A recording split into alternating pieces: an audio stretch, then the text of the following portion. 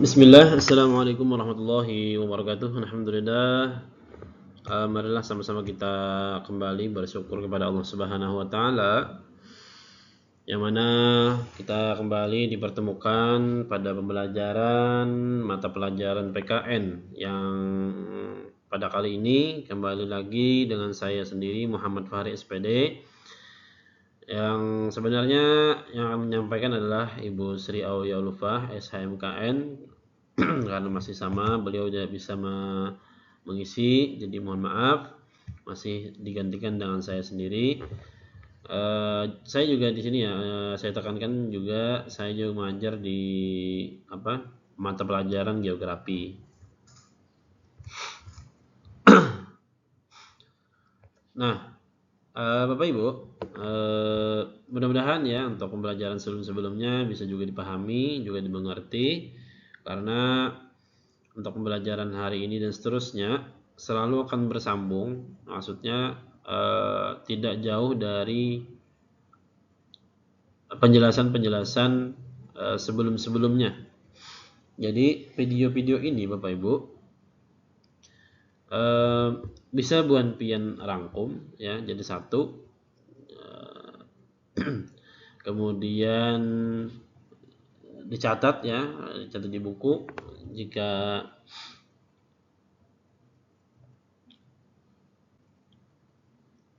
untuk mempermudah materi-materi yang sudah disampaikan. Nah, Bapak Ibu semuanya ya. Jadi untuk kelas 12 khususnya mata pelajaran PKN, judul pada hari ini, judul pada pertemuan kali ini adalah peran warga negara dalam mewujudkan demokrasi di Indonesia. Nah,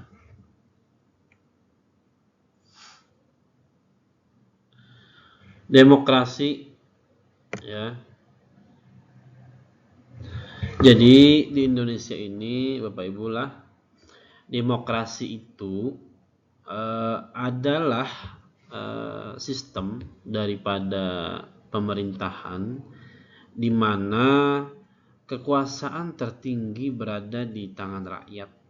Artinya rakyat, warga boleh mengajukan aspirasi ya kepada pemerintah dengan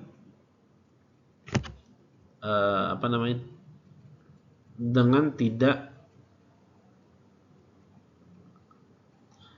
terlalu ramai. Boleh ramai tapi tidak ribut dan lain sebagainya. Jadi demokrasi ini boleh tapi dengan tenang, dengan santai, dan bisa didengarkan secara bersama gitu ya.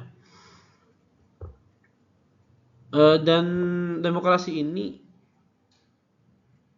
adalah kesempatan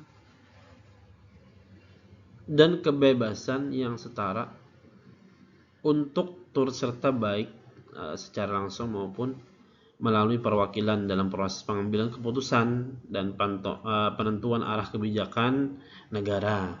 Yang apabila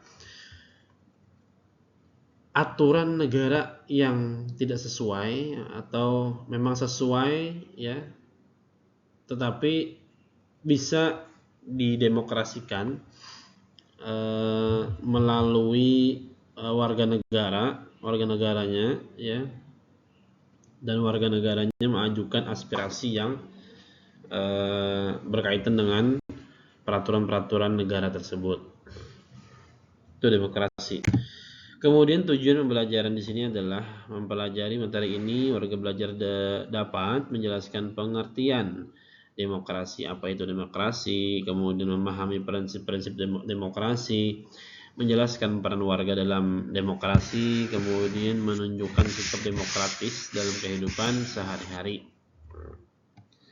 Jadi itu yang perlu ditanggulangi atau dilakukan oleh setiap setiap warga, setiap siswa, Bapak Ibu yang mendengarkan, memahami dan apa yang sudah dijelaskan pada pertemuan ini. Kemudian pengertian demokrasi. Demokrasi ini berasal dari kata demos. Demos itu rakyat. Ya. Yang kedua adalah kratos. Kratos itu kekuasaan. Demokrasi berarti sistem pemerintahan yang menempatkan rakyat sebagai pemegang kekuasaan tertinggi. Pemerintahan yang dijalankan dari rakyat, oleh rakyat, dan untuk rakyat. Walau kenyataannya sekarang rakyat yang menjadi tidak bisa menegakkan hak-hak daripada rakyat tersebut, kadang seperti itu. Tapi itu bagian-bagian dari oknum-oknum saja ya, sebagian lah. Kemudian prinsip-prinsip demokrasi. Prinsip demokrasi ini meliputi persamaan hak, kebebasan berpendapat, adanya pemilihan umum, supremasi hukum, perlindungan hak asasi manusia.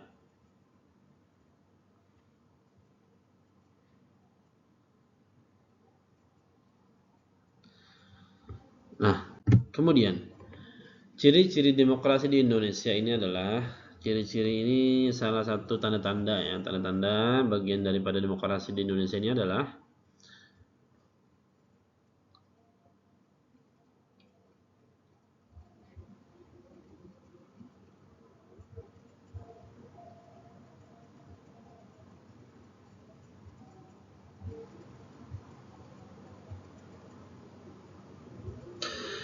berdasarkan Pancasila,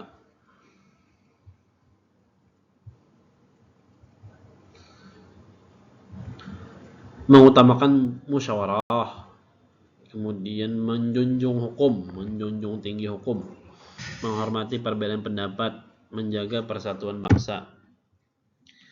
Bentuk peran warga negara dalam demokrasi, mengikuti pemilu, menyampaikan aspirasi secara santun, secara santun dan baik supaya bisa didengarkan, artikulasinya bisa didengarkan oleh pemerintah.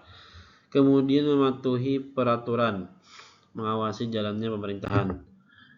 Partisipasi politik warga negara, partisipasi ya. Bentuk partisipasi politik itu adalah memilih pemimpin, mengikuti organisasi, mengikuti diskusi publik, menyampaikan kritik dan saran yang membangun.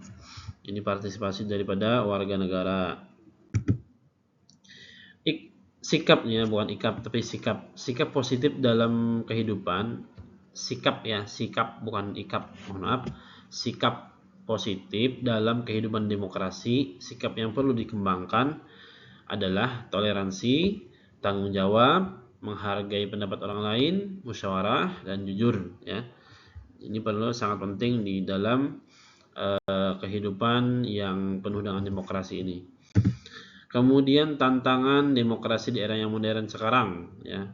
Apa saja tantangan yang dihadapi? Penyebaran berita palsu atau hoax yang belum tentu faktanya, belum tentu kejadiannya, belum tentu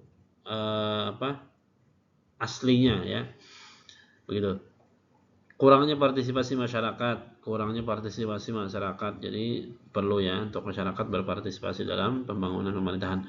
Sikap intoleransi, kemudian penyalahgunaan media sosial ya, tadi ada penyebaran hoaks dan lain sebagainya ya. Upaya menjaga demokrasi, upaya apa saja yang bisa dilakukan, yaitu cara menjaga demokrasi, meningkatkan literasi digital, menghormati perbedaan, menggunakan hak dengan bijak, menjaga persatuan. Menjaga persatuan. Studi kasus di sini adalah kasus pada saat pemilihan ketua kelas, ini salah satu contohnya lah demokrasi. Terjadi perbedaan pilihan antar siswa hingga muncul pertengkaran.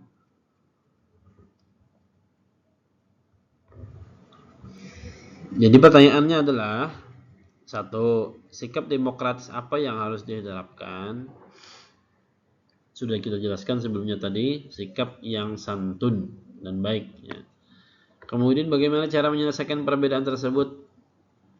Apa saja yang bisa dilakukan untuk menyelesaikan perbedaan tersebut? Kita dengarkan aspirasi hal-hal yang berkaitan dengan pemilihan ketua kelas. Apa manfaat menghargai pendapat orang yang banyak? Tidak ada pertengkaran, tidak ada penyalahgunaan kata-kata dan sebagainya. Gitu.